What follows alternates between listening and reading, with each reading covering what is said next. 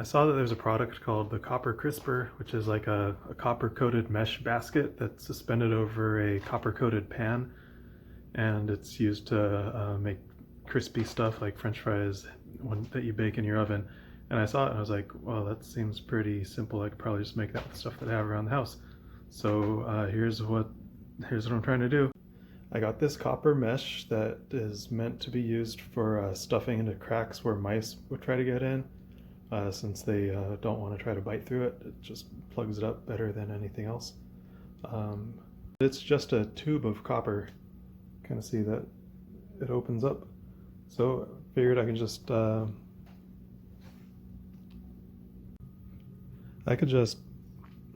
put this pan, this 9-inch cast iron pan, just inside the tube, and it'll stretch it out, and I could suspend potatoes or whatever I want over the pan. Well, let's give it a try. I'll see if I can do this one-handed while I'm holding the phone in the other hand.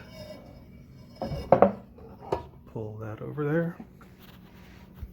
Yeah, doesn't work that well one-handed. Alright, I'm gonna put the phone down.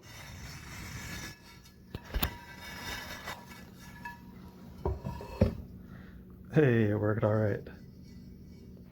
Alright, and copper is a really soft metal, so you can just cut the end with scissors.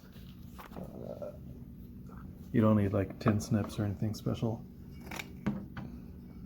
It does make a bit of a mess with these little tiny copper bits going everywhere. This stuff's soft enough you can even tear it by hand. Clean the little bits later. Alright, there's my homemade copper crisper. I'll probably just like snug it up around the ends so that it's not so loose. See what happens when I put some potatoes on there. Alright, I'm gonna put these potato slices that are made kind of like French fries. I put some oil on, put them in the oven, going for 400 degrees, I guess. Leave them in there for like, I don't know, 25 minutes or something, we'll see.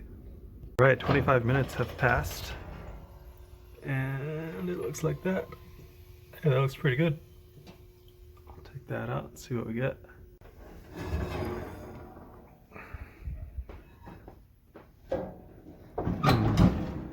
Okay.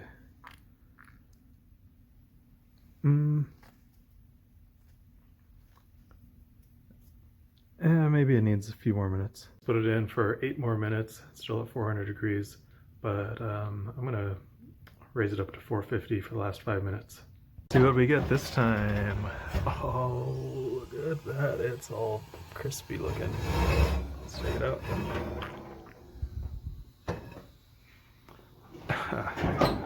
Camera lens is all fogged up. You can't see anything. I'm gonna wipe it off. Alright, well, the mesh has collapsed a little bit. I guess I didn't have it stretched out enough. Some of these over there are just barely touching the bottom of the pan. Let's see how this turned out. Oh, that's nice and crispy. Middle one. Yeah, that middle one that's been sitting at the bottom is still crispy too. Yeah, this turned out good. If it wasn't gonna burn my mouth, I would eat it right now. Alright, it's cooled off enough that I can eat it. And it is good. A little crunchy on the outside, soft on the inside. I guess copper is probably safe to eat off of because they make copper pans and stuff, but I guess if you cook something acidic, that could change the oxidation state of the copper and it could like oxidize or just come off onto the food, but I'm not worried about that with potatoes. Probably won't even worry about that with anything. So whatever. Well, I recommend trying this. It worked pretty well and it only took like 30 seconds. I also happen to have this steel bowl that I'm trying it out on instead of the cast iron. It's just like a shiny steel bowl that's actually part of a propane tank that I cut apart and then polished and used part of it for something else. But let's see what happens with that. Alright, let's see what happened with the second iteration of this thing. I avoided the center because At first it seemed like it wasn't cooking as much there, so I just moved everything over. Hey, those are pretty brown and crispy looking. I bet it's gonna be good. I'll let it cool down a bit. Okay, now it's cooled down enough that I can handle these. And they cooked okay on both sides, not totally on both sides, but like the part facing up is cooked a little bit more than the part facing down, but it's still crispy all around. The main difference in how these taste is the ones cooked on this metal pan, this shiny metal pan. They came out like the outside of it, instead of being totally crispy like on the cast iron pan, it's a tiny bit chewy. I think I like the cast iron results a little bit more, but there are a lot of other variables besides the material of the pan, like this this one on the shiny metal pan is the copper is stretched a little tighter so it doesn't sink down, sag in the middle. And the pans are different size, and I cook them for different amounts of time at different temperatures, so too many different variables besides just the pan material. So just use whatever pan you have. This copper mesh is pretty cheap.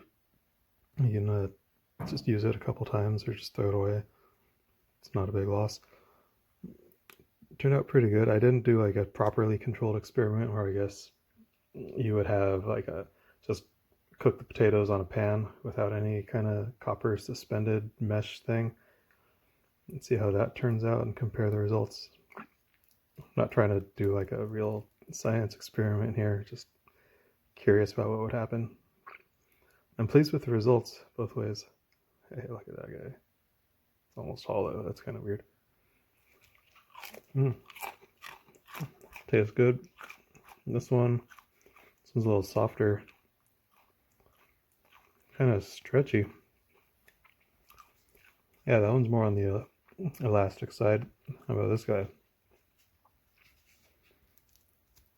That one's a little more brittle, but actually this one feels perfect. Yeah, that one's really good. So it seems like they're pretty inconsistent. Far more variables than I even tried to control for.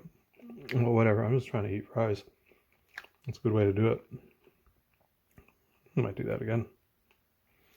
And good luck with your attempts at just making food cooking devices out of whatever crap you have in the garage.